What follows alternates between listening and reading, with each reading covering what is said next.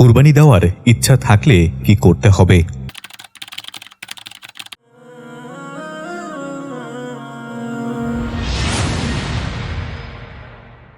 আসসালামু আলাইকুম। কুরবানি ইসলামের একটি গুরুত্বপূর্ণ ইবাদত, যা আল্লাহর সন্তুষ্টি অর্জনের জন্য পালন করা হয়। তবে কুরবানি দেওয়ার জন্য কিছু গুরুত্বপূর্ণ নিয়ম এবং নির্দেশনা মেনে চলা অত্যন্ত জরুরি। আজকে আমরা জানব কুরবানি দেওয়ার ইচ্ছা থাকলে আমাদের কি করতে হবে এবং এর জন্য কি কিছু বিধিনিষেধ রয়েছে। কুরবানি ইসলামের একটি গুরুত্বপূর্ণ ইবাদত, যা আল্লাহর সন্তুষ্টি অর্জনের উদ্দেশ্যে পালন করা হয়। সঠিকভাবে কুরবানি দেওয়ার আগে কিছু গুরুত্বপূর্ণ নিয়ম ও নির্দেশনা রয়েছে, যা মুসলিমদের জানার প্রয়োজন।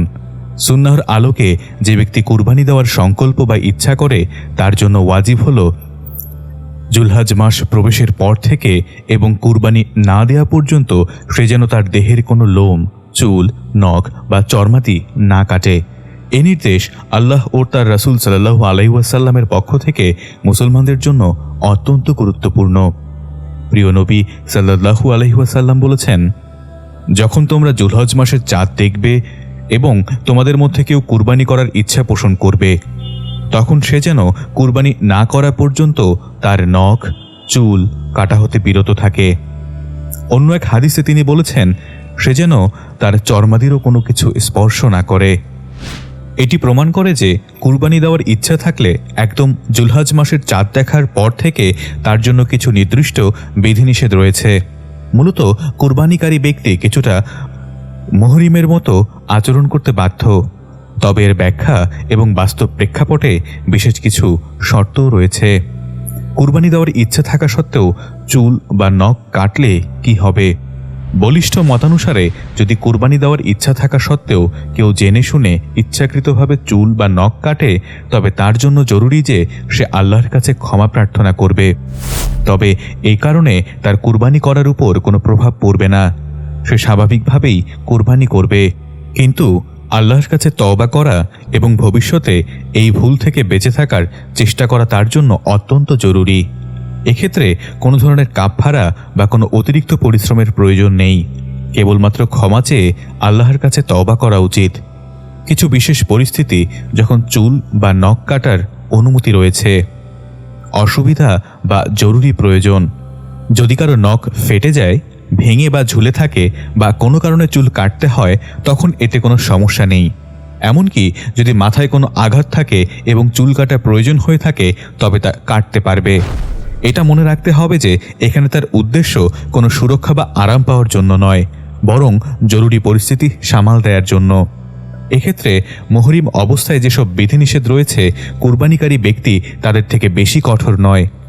যেমন ইহরাম বাঁধার পর মাথা মুন্ডিত করা বৈধ ছিল, সুতরাং কুরবানিকারীও স্বাস্থ্যের প্রয়োজনে চুল কাটতে পারেন।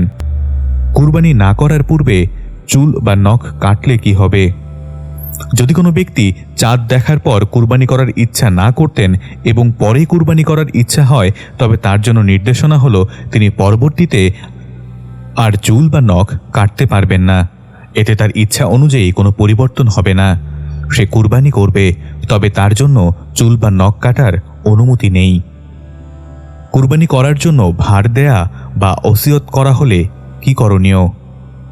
কুরবানি করার ইচ্ছা থাকা সত্ত্বেও কেউ যদি কাউকে ভার দেয় বা ওসিয়ত করে, তবে ওই ব্যক্তি কুরবানি না করার পূর্বে চুল বা নখ কাটতে পারবে না। তবে ভারপ্রাপ্ত ব্যক্তি বা ওসি যিনি কুরবানি করছেন না, তার জন্য এই নিষেধাজ্ঞা প্রযোজ্য নয়, সুতরাং তার চুল বা নখ কাটতে পারবে। এক্ষেত্রে সুনির্দিষ্ট নির্দেশনা রয়েছে যে কুরবানিকারী ব্যক্তির জন্য এই নিষেধাজ্ঞা রয়েছে, কিন্তু যারা অন্যদের হয়ে কুরবানি করছেন না, তাদের জন্য এটা প্রযোজ্য নয়।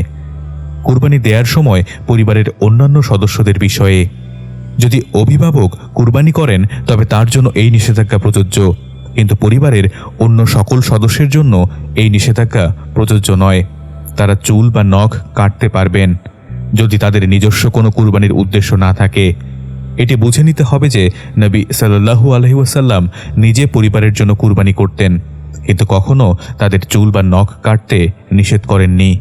তাই পরিবারের অন্যান্য সদস্যরা যদি নিজে কুরবানি না করেন, তবে তাদের জন্য এই নিষেধাজ্ঞা নেই। হজ ও কুরবানির সম্পর্ক। যে ব্যক্তি কুরবানি করার ইচ্ছা প্রকাশ করে এবং একই সাথে হজ করার নিয়ত করে তার জন্য এই বিধান প্রযোজ্য।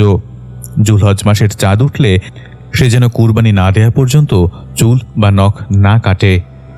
তবে তামাতুল হজ, যে ব্যক্তি উমরা শেষ করার পর আলাদা কুরবানি দেওয়ার ইচ্ছা পোষণ করে, এক্ষেত্রে তিনি উমরা শেষ করার পর মাথা কাটতে পারবেন, কারণ এটি উমরার একটি ওয়াজিব কর্ম। কুরবানি না দেওয়ার সওয়াব এবং সহিহ হাদিস, কিছু লোক মনে করেন যারা কুরবানি করতে পারেন না তারা কুরবানি দিবসের দিন চুল বা নখ কাটলে তাদের কুরবানি করার সওয়াব পাওয়া যায়। এমন ধারণা কিন্তু সহি নয়। এমন বক্তব্যটি কোনো নির্ভরশীল হাদিসে পাওয়া যায় না। এই বিষয়টি মিশকাত এবং অন্যান্য হাদিস গ্রন্থে জয়ীফ হিসেবে উল্লেখ করা হয়েছে। এতটুকু ছিল আমাদের আজকের আলোচনা। আশা করি কুরবানি সম্পর্কিত এই গুরুত্বপূর্ণ তথ্যগুলো আপনাদের উপকারে আসবে। কুরবানি পালনের সঠিক নিয়ম নীতি জানা আমাদের জন্য অত্যন্ত গুরুত্বপূর্ণ। আল্লাহ আমাদের সঠিক পথে পরিচালিত করুন। ভিডিওটি যদি আপনাদের ভালো লাগে তাহলে আমাদের চ্যানেলটি সাবস্ক্রাইব করতে ভুলবেন না। এছাড়া আরও এমন গুরুত্বপূর্ণ ইসলামিক তথ্য পেতে আমাদের সাথেই থাকুন। আল্লাহ আমাদের সবাইকে হেদায়েত দান করুন।